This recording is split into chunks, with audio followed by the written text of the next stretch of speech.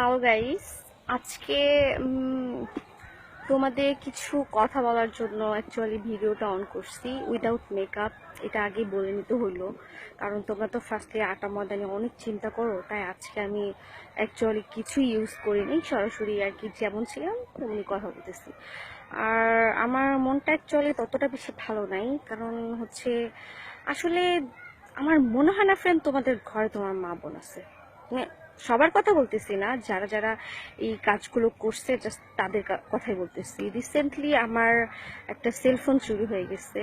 তো সেলফোনে আমার কিছু পার্সোনালি পিক ছিল, আর সেই পিক নিয়ে বিগত 3 মাস যাবত অনেক কিছু হইতেছে। এখন মানে আমার প্রত্যেকটা ছবির নিচেই ওই পিকগুলো আপলোড দিতেছে, অনেকগুলোর ব্লক মারছি।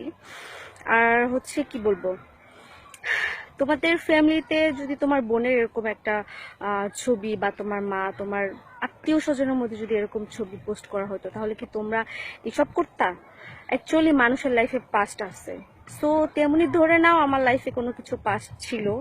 সো এই কারণে এই পিকগুলো আমার ফোনে ছিল। বাট এই নিয়ে যে মান সম্মান নিয়ে তোমরা খেলবা, এটা তো অ্যাকচুয়ালি ঠিক না। আর তোমরা মাদারীপুরের মান সম্মান মারতেছো, মাদারীপুরের মেয়ে। এটা তো সবাই দেখলে খুব খারাপ বলবে, যে পরে বলবে যে মাদারীপুরের মেয়ে এরকম একটা পিক। অ্যাকচুয়ালি এটা আমি নিজের ইচ্ছায় কখনো চাই নাই। প্লিজ তোমাদের কাছে আমার এটা রিকোয়েস্ট, প্লিজ ওই ছবিগুলো আর পোস্ট করো না। হ্যাঁ, এই নিয়ে আমার ফ্যামিলিতে অনেক ঝামেলা হয়ে গেছে অলরেডি। আমি ইদানিং মাঝখানে এবিতেও ঠিকভাবে আসতে পারিনি। প্লিজ তোমাদের কাছে আমার এইটুকু রিকোয়েস্ট, ওই পিকগুলো তোমরা আর সেন্ড করো না। হ্যাঁ, আর কোনো পেজেও প্লিজ দয়া করে দিও না। এমনিতে ফানি ভিডিও দাও, আই ড্যাম কেয়ার, দেন এগুলো প্লিজ করো না। অনেক রিকোয়েস্ট করবো আমি তোমাদের, বুঝছো?